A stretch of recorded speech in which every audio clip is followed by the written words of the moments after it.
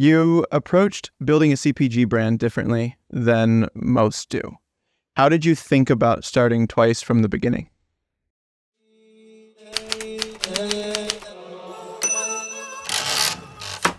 For us, we didn't wake up one day and say, let's build an oral care company. We didn't say, oh, Crest and Colgate are this way. We want to disrupt and do it differently. That all came about through our own journey. I'm in business with my brother, my older brother. It's a family-run business. We grew up around dentistry. My dad is a dental specialist and prosthodontist in New York City. He's been practicing for 35 years and has built really just a world-class team, dental experience and in his clinic. And as a thought leader around oral health and systemic health, we were exposed to the role of dental in longevity, but also products that we use every day. It was definitely a unique approach because I had an experience that changed my life. I studied entrepreneurship and actually finance in college, went down the marketing road, was building my career in advertising, and I joined my parents on a dental mission. We started a foundation that brings full-service dentistry and medical professionals to communities that don't have access to care. We're very fortunate. If we have a tooth pain or an issue, we drive 15 minutes and we see a dentist.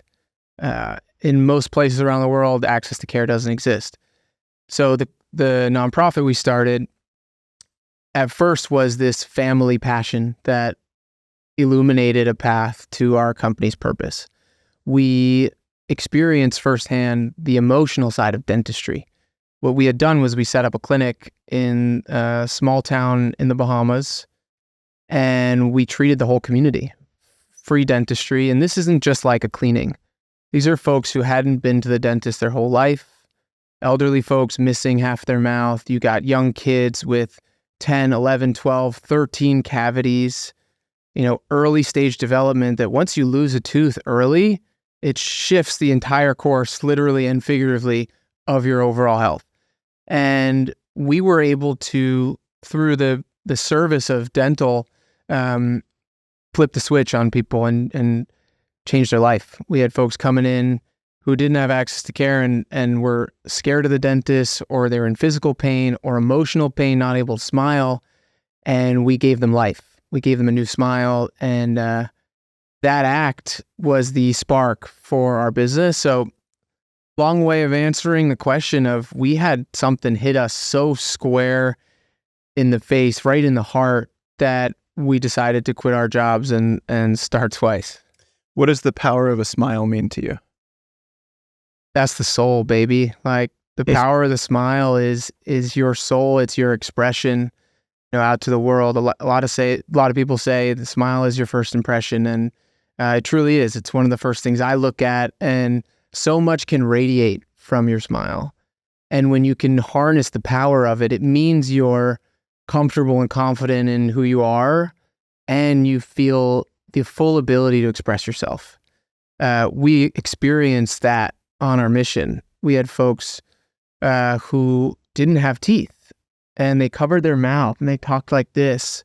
And when they laughed, they held back. Imagine holding back laughter and joy. And the power of a smile is unleashing it. It's like unleashing your true potential through your mouth. Do you think that that's something that you have had throughout your life, or that starting Twice allowed you to share your smile, share your light more? I think growing up, I was very fortunate that my parents instilled values in me that, as an eternal optimist, to be a good person, and I see my mom, my mom has the brightest light, and she is such a giver.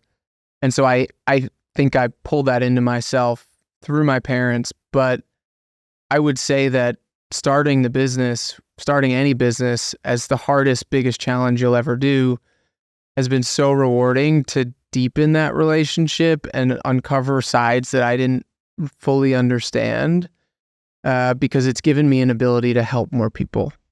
We have customers who love our products and they've changed their life. They've taken them out of pain. They've reversed dental issues they've had. And for our ability to help more people, like that was our goal. And when you look at our brand, the whole essence of it is about bringing the brightness. And the yellow color of our packaging is, there's no other toothpaste on the shelf. It's red, white, and blue. It's Colgate, Crest, and Sensodyne. And we wanted to kind of bring that brightness to everybody. So the business has definitely elevated that for me. When you first launched Twice, the packaging was white and black, correct? Yeah. When did the transition to this Twice yellow, and when did that happen, and what was the impetus for that transition? Yeah, it was about 3 years in.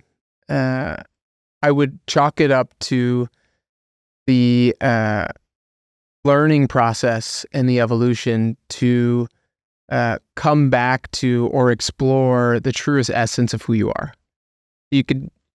That can be paralleled in your life, but also in business. About 3 years in, we were working on new products. We knew we wanted to go from a toothpaste company to an oral wellness company. We wanted to introduce a new system, brush, floss, rinse, whiten, which went from, just having toothpaste products to now you've got floss products, you've got our mouthwash called the Immunity Rinse, you've got whitening products. So when we introduced this system, we knew we wanted to sharpen the positioning, hone in on what we really stood for, and express it in a way that we felt could elevate the game for us. And so it was this journey inward. Say, well, who are we really? What does oral wellness mean? What is our philosophy around a healthy mouth and a healthy self, right? Everything's connected. We say mouth, body, and soul. And that journey was an amazing exploration to express Twice as its purest form. We worked with amazing partners, creative partners, our team, and we had done it because we were launching in a mass retailer. So it gave us an opportunity that, we are introducing new products, launching new packaging for a new brand in a mass market retailer is a challenge. I could talk on that for hours, a beautiful learning, and it gave us an opportunity to sharpen and hone in our positioning. Something you said that's really interesting that I've had a similar experience to was that everything's interconnected. And last year I went on a safari to South Africa, and you're off the grid for 5 days. We're backpacking through Kruger National Park. There's no Wi-Fi, there's no phone, there's nothing. And there were 8 of us. And because you're in the middle of the national park, you have to have someone on guard of your camp 24/7. So my shift was from 3 to 4 a.m. And during that time, you sit around a little tiny campfire, which is not even really a fire. It's just like a little bit of an ember so that you're not attracting wildlife. You're on tiger patrol. Exactly. And every 5 minutes you stand up and you have to shine your light around the perimeter to see if you see eyes. And if you do, you wake up the guide. And that was what I thought was going to be the most fearful moment of the trip, was my most freeing moment. And there were two pieces from that. One was we did one night where there was no fire at all. And it was just complete black. And I asked the guide why we did that. And he said, because the fire actually encloses you into a space and removes the exterior. And when you take away the fire, you and nature are one. And then the next night I journaled on that during that time. And I was almost writing poetry during that moment. And one of the things that I wrote that I've shared online is the biggest lie we're sold is that everything is separate. And it was that. This is like a very recent development because it was the end of it was like a year ago. And I remember sitting there thinking that we believe business is one thing, relationships are one thing, health is one thing. But when you take it in and you assimilate it all into one interconnected piece, you're able to show up authentically, which is a piece that we're going to dive into today as well. But I think that's something that, whether that's innate for you or that's something that's been learned, I think that's something that you've been able to cultivate and you embody not just with Twice, but in life. And I remember the moment I met you, that was the very first thing that I recognized. Yeah, I love that. I mean, you have to experience all aspects of it, every sense, right? I imagine when the fire went out, yeah, you actually just drop into its pureness. And I think the entrepreneurial journey, we were talking about this earlier, really around having your why and starting with your why and having that be a guiding light, because sometimes when the chaos hits, right, when you see the eyes and you get put into a scenario of like, shit, what do we do now? That's the moment when you have to be so pure and aligned on why you're doing it that it actually, that's your instincts kick in and everything else just flows within, as it should. And I've definitely experienced that in my journey with Twice. I mean, we're not one of those unicorns that hit the ground and immediately are selling millions of dollars worth of product. And honestly, that's not most companies. And I think in the entrepreneurial community, it's very easy to look at the other people and say, well, why am I not there? And compare yourself to other brands or businesses or founders. And you have to run your own race. You have to, we talk about this with a few of my friends in the past. It's like patience with persistence. And when you can kind of flow between the two, you are in your own zone, and you have to push all that out and become one with it. What does that practice look like for you with setting goals and working towards something, but then also remaining present in the day-to-day? Yeah, I think goal setting is fundamental for any business and even in personal life. I mean, I was an athlete in college, and we always had a goal. Like, our goal was to win a national championship. Got close twice. No pun intended. No pun intended. We lost in the Final Four. A couple Ivy League championships under the belt. But anyways, setting goals for me is crucial, because you have to have a North Star and you got to know the next milestone. But it's really interesting because how do you stay unattached to the outcome? How can you stay so present in what you're doing to give it everything possible to set you up to achieve that outcome, but not be so focused on it? Sometimes I think like big eye, little eye, like big eye presence here, little eye, like goal of where you're going. And like, how do you make sure that you don't get too clingy to that goal, but you can track from a daily, weekly, monthly goal of where you are? I think the learnings of test, iterate, and see what's working and what doesn't. As an entrepreneur, and with anyone, when you have a plan and it doesn't go according to plan, how are you course correcting? And I do that daily in my life. We do that weekly in our business. You always think it's going to go one way, as long as you know the direction you're heading, but you're able to course correct in the moment. You have to have those daily practices. I think if you look inward, what are you doing on a daily basis to be tracking on your goals? I think that's the whole exploration of mindset and mindfulness, and how are you taking care of yourself to enable more presence? Let's double click first on business. Yeah. You said you have those set points or those conversations with your brother, your business partner. You have those weekly. Are there specific questions you ask or specific things that you cover every single week to ensure that you are working towards what's in alignment? Or is it more of an ad hoc thing that comes up here and there? I think early on it was more ad hoc. I think in the journey you can get, there's a lot of shiny objects. Oh, we should do this. We should do that. We should do this. No, let's go there.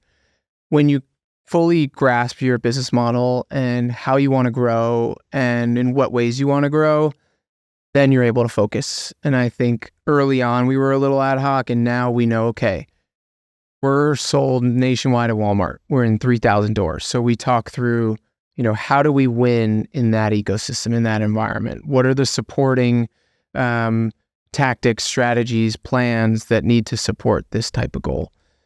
So now it's a lot more focused. I would say early on, you're shooting from the hip. You're like, oh, let me just try a bunch of things and see what sticks. And I think there is a lot of validity in that, rapid iteration and test. But now I think on a business standpoint, it's like, we know our KPIs, right? What are we tracking? And then what are the inputs that can deliver against those KPIs? Are you under indexing or over indexing? And making sure that you can report on those. And everyone has to have a number. My dad says that all the time. He runs his team of 25 people in the practice, and everyone's got a number. Whether you're a hygienist, endodontist, an assistant, or a front desk, operations person, everyone has a number. You got a KPI. And I think that that's a key to success, because then everyone on your team knows that they're rowing in the right direction and they know what they need to achieve. In any team dynamic, right? You play your role, you do your job, and when you do your job really well and everyone does their job really well, that's when the magic happens. Did you guys have KPIs from day one, or when did you know when to shift from shooting from the hip to a KPI-driven statistical business model? I think that's when you figure out how you're actually going to grow your business. We started twice out of passion and purpose. We had no fucking clue what we were doing. We had to learn everything. Our folks had started oral care companies before. Like, my brother and I used to pack product on the ping pong table in the basement when I was 7 and Jules was 10. So we had seen it, we'd been around it, but we had never been in it. I guess being the fulfillment team, I guess we were in it, but it definitely took time. Took time to figure that out. What do some of those KPIs look like today? Your in-stock percentages, your sales velocity at retail, your growth across channels. There are certain metrics that we need to be hitting in order to grow and expand within those environments. So those are key. And those are like, lead and lag measures. Those are lag measures. And what are the inputs that can help? What are spiking sales? What's driving that pull on shelf? So talk to me a little bit about trying to disrupt an industry that is like toothpaste is something that's been the same for hundreds of years, forever. Maybe not hundreds, but forever. And talk to me a little bit about entering a market where you're trying to disrupt an industry that has been the same for as long as we can remember. Where, if someone was looking to do that now, given your experience, where would you begin? And how would you navigate that, trying to get to the place you're at now? Taking a quick break from this episode to remind you that your inputs matter.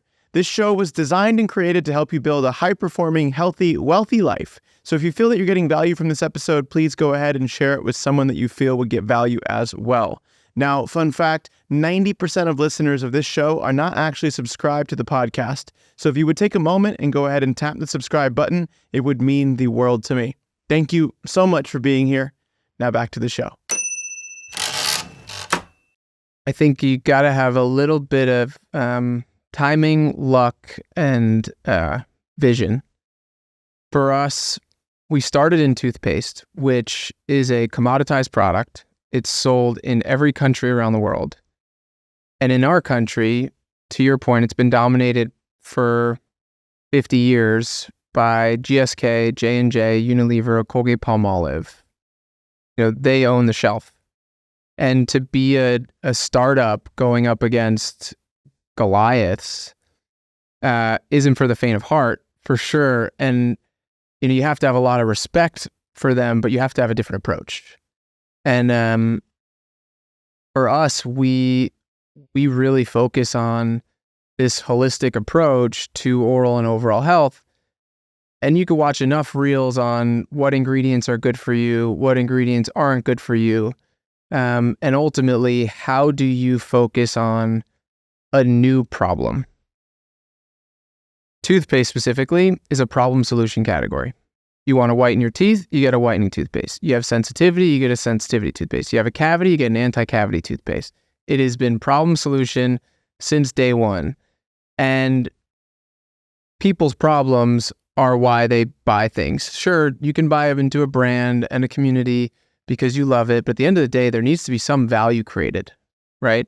And for us, we were always thinking about, okay, well, how do we deliver the benefits and solutions that people struggle with, but how do we then shift towards prevention? Because if you're reactive, then you have all these problems. It's a reactive mindset. And growing up with my dad, it was always like, okay, well, how do you shift from reactive to proactive from a dental care side?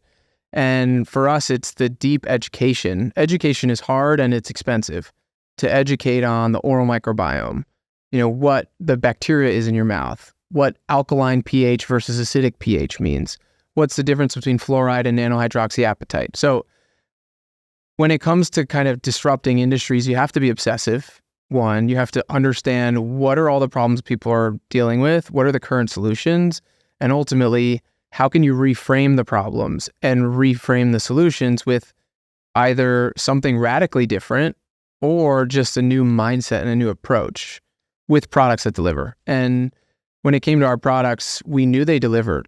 All of our products, every benefit you might need or problem you have to solve, we can offer that. But we also elevate the conversation around what is the oral microbiome? Why is it important? How do you think about your mouth as a key component to overall health and longevity? So the big guys don't really talk about that. Colgate, Crest, and Sensodyne, they're talking about anti-cavity, anti-sensitivity, and quite frankly, they're incentivized to maintain their position. They don't want to use expensive ingredients like nanohydroxyapatite because it's a pricing game on the shelf. If they increase their prices $3 because a new raw material is too expensive, they're pricing themselves out. So that's where an opportunity lies in a startup, right? Is like finding that white space of, okay, how do you create something unique and differentiated, but ultimately deliver new benefits that the conventional guys almost like it's kind of like they're afraid to go there because it's too far away from their core business. So it's like, how do you maintain enough core, fundamental, helping people while bridging like a new future forward mindset? Yeah. If that makes sense. 100%. That's what we've found be our approach. It's finding the blue ocean, it sounds like, in a business that has been there for 50 years. It makes me think of the whole Malcolm Gladwell pasta sauce experiment, if you're familiar. Are you familiar? No, tell me. So Malcolm Gladwell was hired by, it was either Ragu or Prego back in the day. And there was marinara and there was meat sauce. And that was the only two pasta sauces that were on the shelf. There's a TED Talk about it. It's really, really good. And he consults this company, and then the company has him poll the audience. And it was something like 40 or 50% of the audience wanted a pasta sauce they didn't even have on the shelf, which was extra chunky. So he was saying 50% of the audience that's buying pasta sauce is buying something they don't even want because what they want isn't in the market. There. And now we have 30, 40, 50 different types of pasta sauce, an entire aisle in the supermarket for it. It makes me think that it's very similar to this. It's like people, these are the options they've been given. But now that wellness and well-being is starting to come to the forefront and that people are looking for a more proactive approach to increasing health span and longevity, which is something we can dive into today too, that taking that approach to not just their physical body, but mouth is physical, but recognizing how what they put in which is an input in and of itself, then dictates everything that goes through the body as a whole. Yeah, and it's so interesting, the ability to have choice. An issue with old guard categories and industries that are quote unquote ready for disruption is that there is definitely space for something that the customer wants, whether they know it yet or not, and the access to it, right? I mean, we live in Venice, California. We're privileged in our bubble. We got Erewhon down the street. Majority of Americans, Walmart, it's about 95% of Americans within like a 10-mile radius. And accessibility of high quality products is something that's so fundamentally crucial. And I don't think it gets talked about enough, because when we're trying to create massive shifts in our country around health standards and get people healthy, or we could talk about our medical system, but like the treat once it's past a point of no return is not sustainable. And it really comes down to what people are buying on shelf. And if you can be a young brand that offers a higher quality product that will deliver benefits, but ultimately is safer and better for your overall health, and you can access that at mass market retailers and be priced competitively to the big guys, like that's what we want to do. We want to provide our products to billions of Americans because we know it can help them. And like I love going into Erewhon. We don't sell our products there. And it's a microcosm of what you hope has access to everybody, to have clean foods that don't use certain seed oils, but like packaged goods is our language in our country, unfortunately. So accessibility of better for you products at mass retail, I think, is the shift that we're seeing. Where there's a viral TikTok of us getting shown as the only family-owned toothpaste brand on the shelf at Walmart. Every other brand was owned by, one of the big five, BlackRock, and, all the subsidiaries of these kind of megacorps. So we get excited about accessibility. How do you, within the toothpaste realm, within the CPG realm, you've also approached creating content uniquely as opposed to some of these big name brands. Because you're also a bit of the face of the brand too. When you started to dive into content creation and say, we want to not only get ourselves into X amount of stores, but we also want to build a social media presence, how did you approach finding your voice on social and creating something that people would want to rally behind? It's a daunting task for a founder to put themselves out there. But there was a moment where I said, I'm doing a disservice to our vision and to the people we can help if I don't do something. And I think founder as creator can be potent for companies, especially startups that don't have a ton of money, that need to be scrappy and they need to be lean. Because who knows the brand and the category and the customer and the ability to convince people into a new way than the person who started the brand, made the products, et cetera, et cetera. And that shift for me in the last few years has certainly opened up endless doors. I used to think that, we needed all this incredible high quality production content. And look, there's a balance. We created a beautiful film when we launched the Yellow brand, and I love it. The song, the creative, it's beautiful. But to be able to relate to people in the company, whether it's a founder or someone within the organization who can just genuinely connect, that's the unlock. I started talking about Canker sores. I don't know if you ever gotten a Canker sore. Yeah. I used to get them all the time when I was a kid. They're mouth ulcers. They're incredibly painful. You can get them from having spicy food. You can get it if you bite your lip.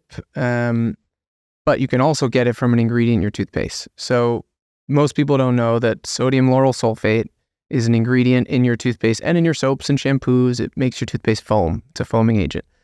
and it is a known irritant that can cause canker sores. So I used to use Sensodyne, when I was younger, and in SLS, and I would get canker sores all the time. So I started just talking about canker sores, and I thought it was some niche fringe issue that people had. People come out of the woodwork on canker sores. The comments on the TikToks are so good. They're gold. And I'm like, oh wow, there's community here around a simple issue that people deal with, like canker sores. And those types of things are what unlock the creator in you, I think. When you just test, and then when you actually start speaking from here and you come from a giving place of like, let me just share my experience and give I'm not selling, I'm just giving. Then the momentum starts to happen. So that happened about, I want to say 2 years ago for us. So it was you speaking authentically, and then when something hit, you doubled down on that thing. Yes. And also other people speaking authentically.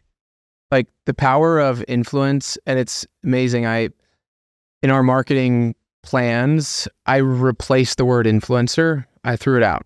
I took the word and I tossed it, and I exchanged it with creator. And if you read like the TikTok documents on like a TikTok creator, they actually compare an influencer to a content creator. And the subtle nuance is drastic. And a creator is just someone who speaks purely out of wanting to share their story and connect with someone else who can benefit from it. There's no hidden agenda. And I felt and I experienced that, one for myself, but also when we had creators who were just humans, average humans, telling stories about how our products changed their life, whether it took them out of pain, it reversed, early signs of cavities, and these were real. Customer reviews are fundamental of any business. And if you can translate that to real people telling real stories, and the power of TikTok, I'm very bullish on, it's a beautiful recipe. So we experienced that. A friend of mine, Brooke, posted a video on TikTok. I remember she posted it that day, and right before I went to like a 6:30 meditation class at Open, I like duetted it. So I replied to the video with a duet, and I'll never forget, I turned my phone off and I came out of the class, and my brother had texted me like 20 times. He was like, what did you do? Like, what happened? The video within like an hour had like 350,000 views. Now it's got like 10 million. And it was Brooke speaking so passionately about her experience with Twice. I didn't ask her to do it. I had given her product. I had told her the story of our brand. And shout out to Brooke Johnson, honestly, one of just like the coolest, most passionate, hardworking, awesome humans, like changed the game for us and opened the vision of like, oh, wow, there are real people who can tell real stories and can support small business. Brooke's dope. Brooke came on my Bali retreat last year. Brooke is dope. Yeah. Shout out Brooke. Shout out Brooke. How important do you think it is for brands to have someone be the face as opposed to only using UGC content like that? I'm very bullish on the brand needing a grounding anchor. I think that if you're really a brand and you've got full force behind you, you have a leader voice. I think the power of UGC is endless, but I think it's complementary to someone who shows up every day and can speak honestly and truthfully from the brand. I think it's a 1-2 punch, honestly. So a bit of both. Yeah. Yeah, a blend. I mean, there's a brand, friend of ours, partner, who makes an oil pulling product. Shout out to Puneet Nanda. Guru Nanda, I don't know if you've seen it on TikTok. is the number one selling product on TikTok Shop. Really? It's an Ayurvedic oil pulling brand. He also makes essential oils and diffusers and all sorts of aromatherapy products, and he's got oral care products. And number one selling product on TikTok Shop. Like, I think, at least in the States, because I don't think he sells international. And he's the face. Puneet's an older guy, has been in the business for decades, knew my parents when my parents were building their company. And, he's been through it and he understands everything so well. And he just talks to customers like I do on TikTok. And it's been so cool to see that explosion. I think you got to hit the right time, the right trend. I mean, trends are fleeting, but it's cool to see a face like that be so authentic, talking to his customers and replying to videos. Like it's not rocket science. Someone asks a question on TikTok, reply with a video and answer them. Is there one specific input or thing that you've done that you've seen the biggest return with as it relates to social media? Yeah, I think when you have an impulse and a thought, act on it. I found that the most successful videos, things on social were the things I didn't plan for. I'd go out for a walk, and I don't know if you see my TikToks. I have a toothbrush microphone. And I just bring my mic, and it's like stream of consciousness. And those are actually the ones that people relate to the most. And it's when a spark happens, just act on it. And I've always had a perfectionist mentality. It's a crutch of mine that I overthink, and I say, is it good enough? And sometimes I have that hold me back from just hitting this post button, the send button. And I'm trying to let that go. It's not so easy for me. And I found that when I remove that veil of, perfection and you just put it out, that's when it actually resonates the most. How did you overcome that perfectionistic quality? Because I don't think perfectionism is bad at all. I think perfectionism shows that you care. And I think perfectionism has gotten a bad rap, and that a lot of people have used the term perfectionism as a way to say something that's socially and societally acceptable because they struggle with procrastination. They're not actually perfectionists. They're just saying that I am one so that I can procrastinate further. Right. I know perfectionism exists, case in point. And I know with you as well, and we've spoken a bit about competition too. What did you do, or how did you navigate getting to the place where you're able to just take a toothbrush microphone, hit record, hit post?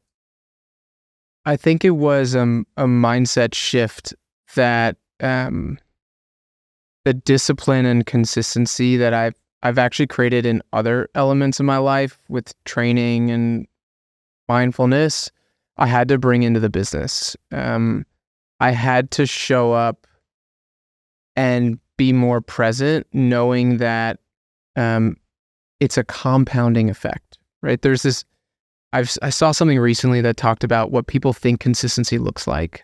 And it was like 12 cups all full, every single cup, like every day, full cup, full cup, full cup. But in reality, consistency looks like the same cups, but varying levels in each one. And that to me hits so hard and people might have conflicting opinions on this, but the act of showing up and doing the work, it might not be your best day. It might not be your best effort, but that compounding effect of showing up and doing it is what makes the greatness happen. And then you identify, hey, why didn't this work? Why did I miss here? Or why was my cup this low? And how do I recharge and take care of myself? So I think I identified that, hey, my limiting beliefs in the past, I had told myself I wasn't organized and, I overthink and I didn't plan for anything. And then I rewired. I'm like, look at other aspects of my life. I'm super disciplined. I execute a plan and I achieve my goals. So how do I bring that into my business? I think the consistency piece too is the most fulfilling part of any endeavor, because I remember training for the ultra. The part of the ultra that I was most satisfied with myself with was seeing 20% growth week over week leading up to race day. It wasn't the crossing the finish line, although that was a very emotional moment. That was a very heightened experience. That wasn't the piece that actually felt fulfilling. And I think there is something to be said of showing up every single day, whether you want to or not. And on the days that you don't want to, or the days that you must. You really need to. That it actually matters, because the days that you want to do it, you're not probably getting as big of a result or as big of a benefit as you would as on the days where you're like, yeah, my bed's pretty comfy this morning. I don't want to go do the thing. Yeah. Transitioning a little bit to that competitor mentality and to that consistency mentality. You competed last year at the Ironman Worlds in Lahti. Yeah, in Finland. Tracked you live on that one. You broke your goal time by, what was it? 15 minutes. 15? Yeah. And 4:50. You're about to run LAM, Los Angeles Marathon, sub 3. That's the goal. Walk me through the reasoning and the logic behind wanting to train for an Ironman when you have all these other things in your life that are keeping your plate pretty full.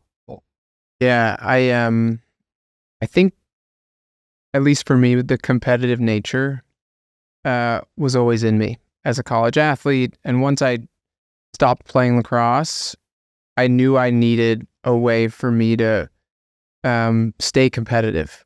Whether that was against myself or other people, I don't think it mattered. But the mindset was, how can I optimize and create the best possible vessel for myself? And I always knew that movement for me was a non-negotiable element that set me up for success. And the moments when I didn't feel confident or I doubted myself, I actually realized there was a thematic of like, I wasn't taking the time to do what I knew was necessary, like move the body or simple mindfulness practices. And Finland came up, I guess you call it. I always wanted to do an Ironman. I think when I graduated college, I wasn't an endurance athlete. I ran a lot as a function of my sport, but the idea of running these long distances, actually, I told myself back then that I couldn't do it. It wasn't possible.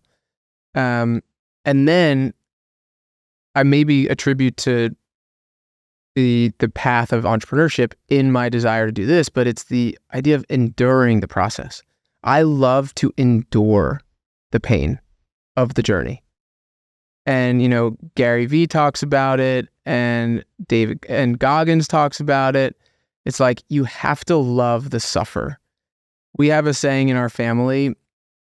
My dad and I, one day we were on a bike ride and it starts pouring raining, like pouring. We thought, oh, maybe it'll pass. We're riding through it. It's hammered almost sideways.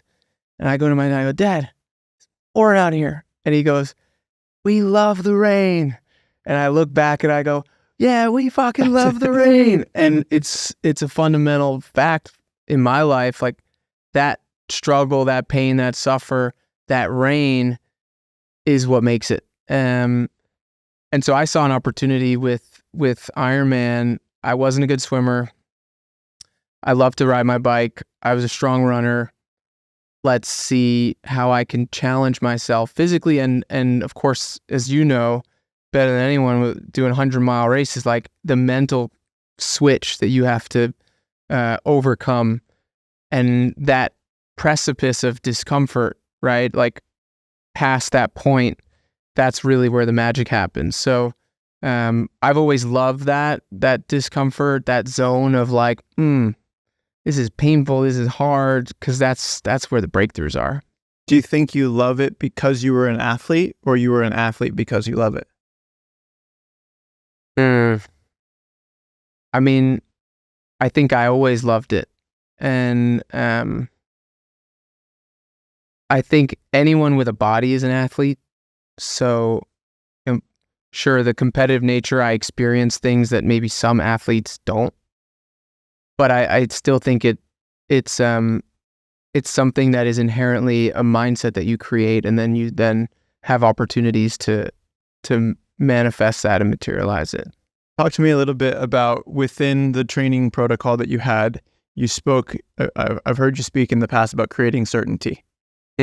Talk to me a little bit about what that means to you and why that's such an imperative and important piece in your training protocol. Yeah. Having certainty is an ability to be incredibly present in where you are and appreciate and understand the journey that you're on. Knowing that the training process is long. Not every day is the best day, but if you wake up with certainty and say, what I'm doing today is taking me one step closer and improving me just 1% as a human being, because in that present moment, you're helping create this better future for yourself.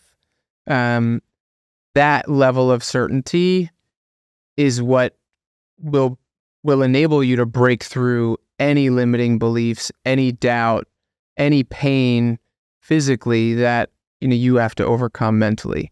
Having certainty in the process, having certainty that everything on your path is there for a reason, right? What is it to show? What are you going to learn from it, right? What is being shown to you? What's the message in it? What's the message in enduring that process and going to the worlds? I think for me, it was a ability to reframe my mind that, I am disciplined, I am focused, I am committed. And these are things that you might say to yourself you're not. But when you have certainty, it enables you to feel into it and really accomplish any goal you set out. What does your process for creating certainty look like in your life when the world we live in is full of uncertainty? We know failure more than we know success because it's what's known. How have you approached either implementing systems, processes, inputs, strategies in order to find and create more certainty in your life? It's a great question, and it's like a buffet. It's a big buffet every morning of all the tools you have at your disposal. And I think the beautiful thing is when you dive deep into mindfulness and health and wellness, there's so many things to pull from. Sometimes it could be overwhelming. And I had worked with a coach in the past, and he said, you have a buffet every morning and you get to choose what you want to eat. You don't need to overindulge, just what is necessary for you in that moment. So, my inputs, I think when you follow the kind of simple, now at least in my life, it just happens naturally. I wake up, I'm looking at sunlight. First thing is to let the light in. I think that's such a potent thing in your life to just take a moment and feel it in. Daily movement, mindfulness, move the body. Those are absolutely crucial inputs. And I think that something that I've learned recently that's been really helpful is to think about two different things, two different actions. You can either pray or you can praise. And when do you pray, right? You pray when something is hard or someone is sick or you need help. And you praise when something good happens or you succeed. But what happens if you switch those two things? What happens when you pray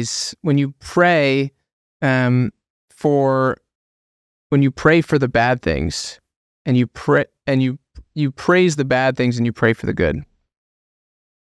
And that's transformed my approach and my outlook, where if something bad is happening, you say thank you because it's there for a reason. You praise it. I have a Ironman cowbell, those things that and every time in our office in the garage, like something quote unquote bad happens, you ring it and you say, thank you. Like, I praise this because there's something there for you. And that as an input actually can transform how you approach problems and shifts your mindset towards a very positive, okay, we're going to get through this mode. I know it was a little challenging explaining that, but if you switch pray and praise daily, try it, it's potent. That answers the next question that I had for you. But I want to still ask it and double click on it because I'm curious what other things there are.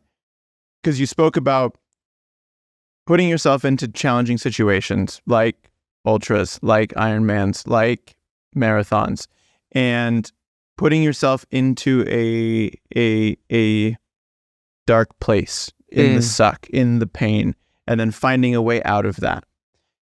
You've done a lot of different challenges in your life, Ironman being one that we can pinpoint. How have you shifted how you approach in business based on the lessons that you learned putting yourself into these very deep, dark, painful physical situations? An important thing to always do is quantify the problem. Because when an issue arises in business, I'm an emotional being. I'm the emotional founder. My brother's way more rational. He's like the analytical thinker. I'm super emotional. I lead with emotion. I tell stories with emotion. And it's a superpower, but it's got some downfalls when it comes to navigating because you have to control it. And if you quantify the problem, it grounds you in, okay, it's not as bad as you might think. Because as founders, the business is it's your life. I can't believe someone could do this to us. How did this happen? All of these things can be exacerbated by the present moment. And when you quantify the problem and you identify, okay, well, what actually is going on? What is it going to take to fix? And you almost get into your rational mind, remove the emotion. It's very hard to do that, but you have to solve problems without emotion, and you have to take a pause. If you're dealing with a conflict with someone and they say something that triggers you, how are you responding? Are you firing back and you're attacking them? Or you say, let me pause here. What's really happening here? How do I approach this conflict? And confrontational communication is one thing that I've been working on. One with my brother as my co-founder. It's having a co-founder is hard, and especially when he's your older brother, but I love him to death. And when we get into conflict, luckily the next day it's like, all right, dust each other off and let's keep moving. But to answer the question is, if you can identify the problem and if you lead with a more rational approach, leave your emotion out of decision making and conflict resolution, and identify, what does a desired outcome look like, and also surround yourself with the right people. I've been lucky to have people in our corner helping us through conflict, helping us through challenges, folks who can see around corners, who have been there before, who see patterns and trends. So definitely know that you're not the expert in the room. You have to remove all ego as a founder and hire people who are smarter than you, who can help you share the vision and get where you want to go. I was listening to, I think it was Steve Jobs, a speech he did the other day, or he didn't do it the other day, but I was listening to it the other day. And he said that, why would I hire people smarter than me and tell them what to do? Right. Makes it's counterintuitive sense for the way to build a company. He goes, the reason we're able to attract the best talent in the world is because we hire smarter people than us to tell us what to do. And that was something that was that hit, because in the past I pride myself on my own knowledge and my own education and my own resourcefulness. And I haven't always put myself in the best rooms, because the rooms I put myself in, maybe not the past couple of years, but leading up to that, were always rooms where I felt important because I was the smartest one, which is the wrong room to be in. And when I shifted that to say, I shouldn't have to speak in this room because I don't feel that I have anything of value to add because all these people are experts in their own fields, was when I started to really level up in my own life, because I was surrounding myself with people and allowing myself to listen rather than having to react.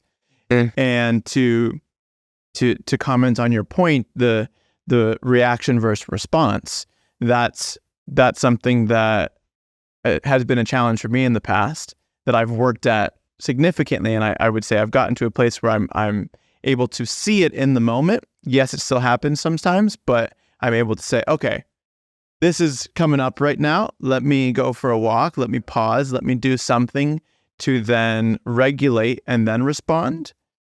Do you have any practices, habits, routines, cowbells to ring when something comes up that is you see yourself, or a way to recognize in the moment that things are coming up and you want to not react to this emotionally, but you do want to respond logically? Yeah, happens all the time. I think the first thing to do is pause and acknowledge and be aware of that sense, that feeling, whether it's anxiety or fear, and really ask it, like, why does it exist? Is there something in my control that I can take action on? And what is that action? But let's approach it methodically. And so for me, breathwork has been probably the most potent tool in my toolbox. Discovered holotropic breathwork 6-7 years ago, and transformed that my ability to, I think, to your point, regulate and create clarity. Now, you don't have time to, hey, let me go do some breath work before I figure this out. But if it's in your protocol and in your routine, it enables you to stay grounded and not be so reactive. I think that's the role of meditation also, right? To stay in a de-excited state. I attribute my ability to kind of process that and not get overly excited through meditation and breath work, for sure.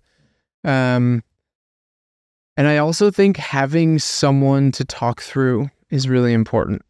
I think we can sometimes discount the access or ability to have community or partnership to not necessarily vent, but like be a sounding board, right? Someone who sees your vision, and whether they're there just to actively listen or to help find solutions, sometimes it's really nice to just get it out of your head. So yeah, there's a handful of tools that I use, mostly breathwork and meditation. Something that I had to reverse engineer the reason why I was reacting rather than pausing and responding. One of the things that stood out to me was that I felt the need to respond to everything instantly. So it wasn't that a part of it was I was like emotionally charged and I reacted to it. But another part of that was on an even deeper level was that I felt that if I didn't respond to this right now, that it was going to be too late. And it created more anxiety. more and more and more charge rather than allowing me to say pause.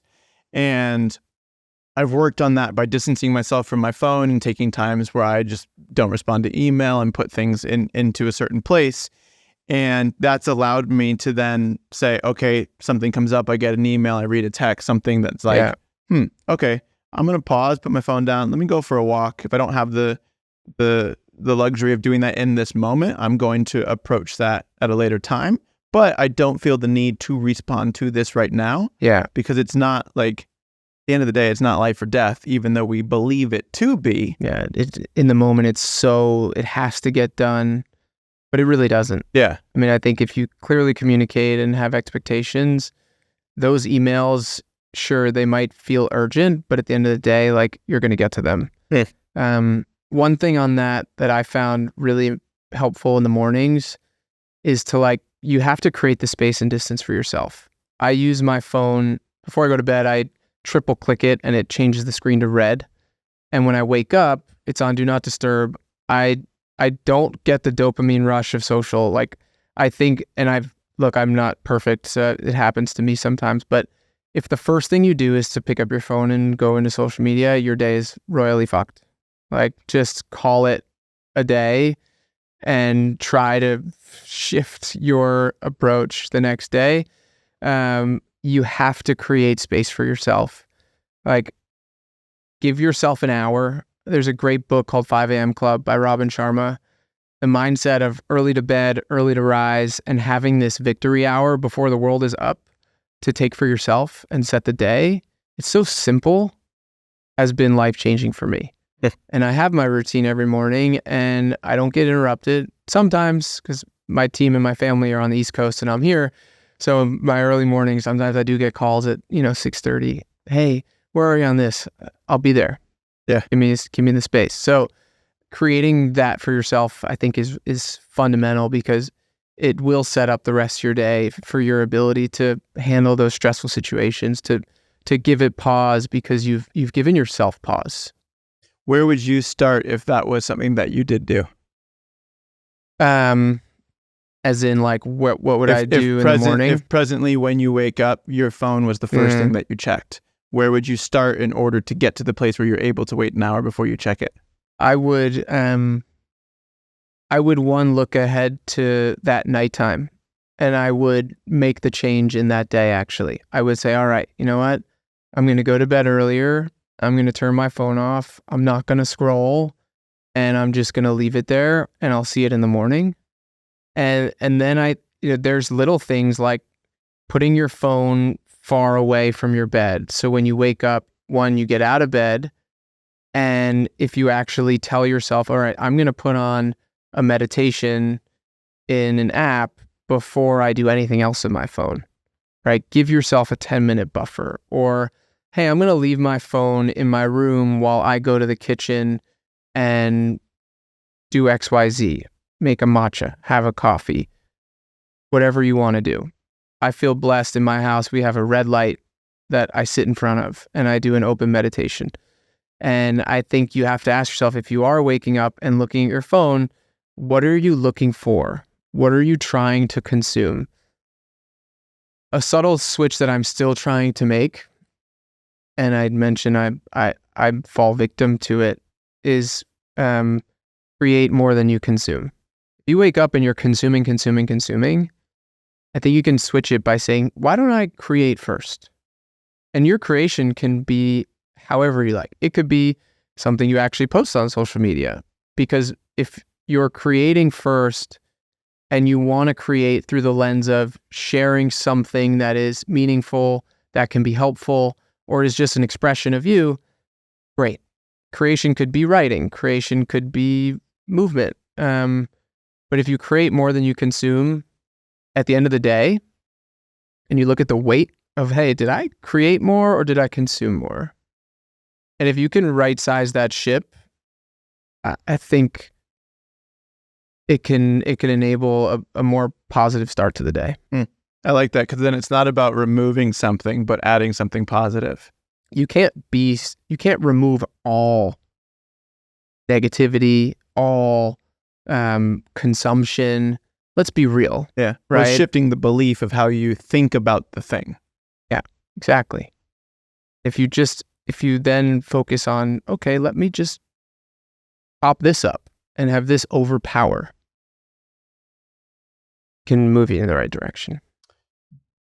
Talking and diving, bringing it kind of back around to the Robin Sharma 5 a.m. Club, phenomenal book. Read that a couple of years ago, and that was a big game changer for me. You're incredible at building relationships, and that's something that I think I've seen from the outside looking in, is you've created strong community wherever you've gone in the world. And the early to bed, early to rise is often, maybe it's a belief, in conflict with deepening relationships because people love to congregate at night, go to dinner, have a night out, and then you end up staying up later than you would have liked. And then the next day gets pushed back, and then that continues and continues and continues until this whole sleep-wake schedule is completely fucked. Yeah. How do you approach building relationships? Let's start with that, and then I'll have a follow-up to come in that ties back into the 5 a.m. club. Yeah. I got a few notes on this. I think finding community, creating community needs to come from a place of you need to be excited about the environments you're in, the things you're doing, the types of people you're around, right? So what passions or hobbies or interests do you have that you could seek out? Say you're moving to a new city and you love to go bowling. Like, there's probably a bowling community. When I moved to Venice, I met the backgammon crew. There's like a Venice backgammon club, and they would get together once a week and you play backgammon, you bring friends, and it was a community built around a passion, like a hobby that you played with your grandma when you were a kid. But they built it in a way that one, it was a simple thing that people enjoy doing. So community building needs to be around a common shared interest. And I think when you identify those places, then it's very easy to then find people that are aligned with your values.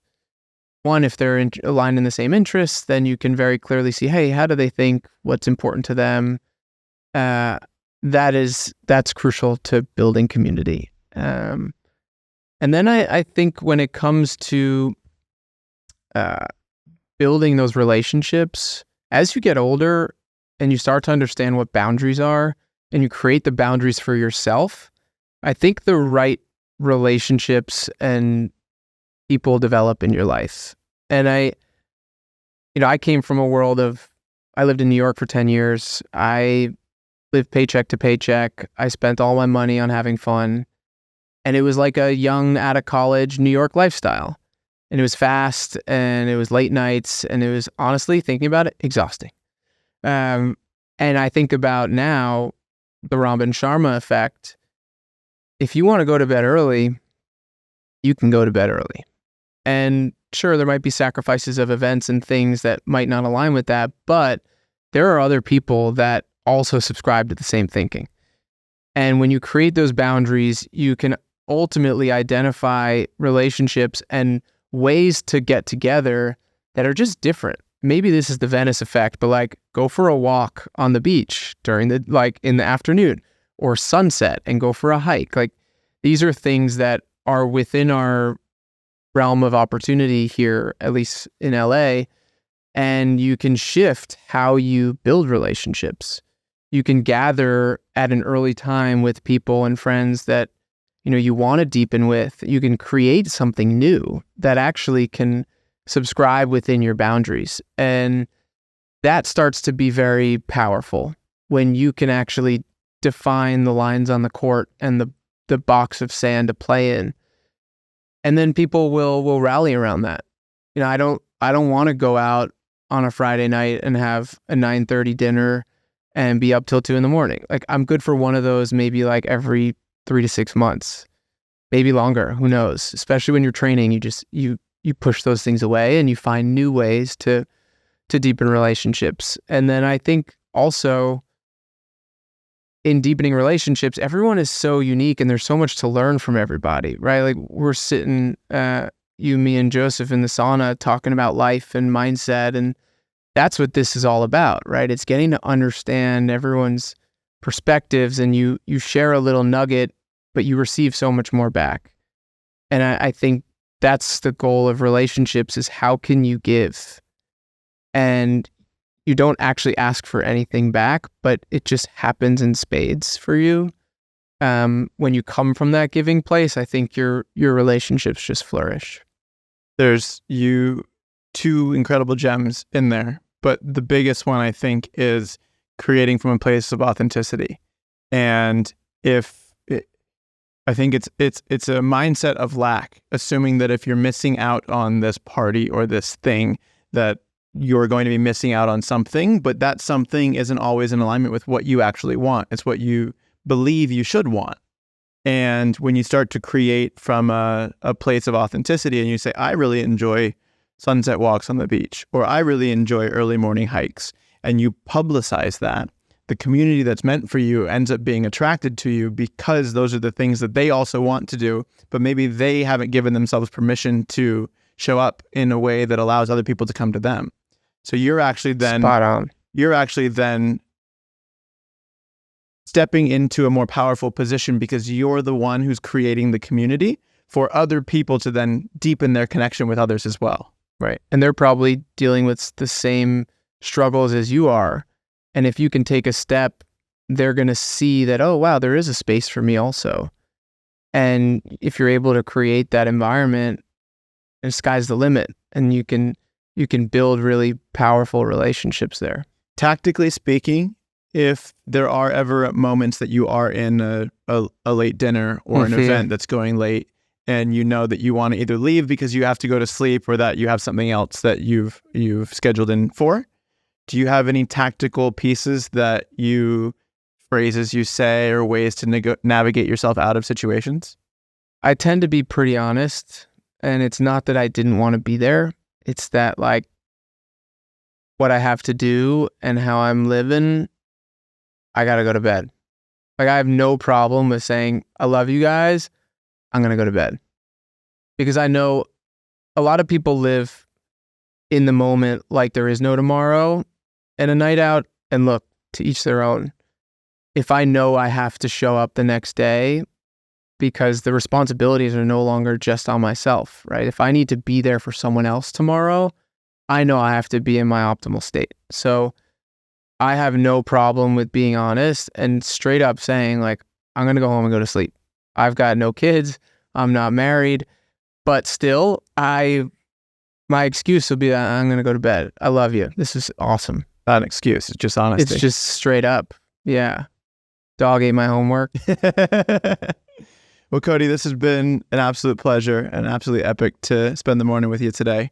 Wise. As we wrap up, I think the biggest lessons for me today is leading with authenticity is the key to not only showing up for others how you want to be perceived, but for yourself as well. And that then leads into navigating business in alignment and navigating personal relationships in alignment. One final question I have for you to kind of pull everything together through the lens of presence, because that is something that we talked about earlier in terms of success really is being present in the moment and being present with you are where your feet are, really. What would you say is the biggest input in your life that has allowed you to cultivate the most presence? Presence. They say presence is one hell of a drug. And for me, in cultivating presence is, I would say, an ability to understand where you are and know that everything ahead of you is good and is there for you and is gonna create your future. And what I mean by that is the ability to understand your feelings, feel your feelings. It's okay to feel fear. It's okay to be scared. It's okay to feel these things. That's what presence is, right? You have to drop deep into those feelings. And when you acknowledge what those are, your ability to wake up the next day and know that, all right, today's going to be a good day. And you tell yourself that. And you know what yesterday was.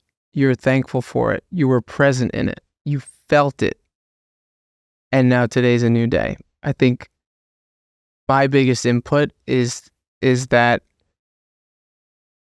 tomorrow is a new opportunity that with presence felt of what yesterday was, here's what today can become. And it's simple shift.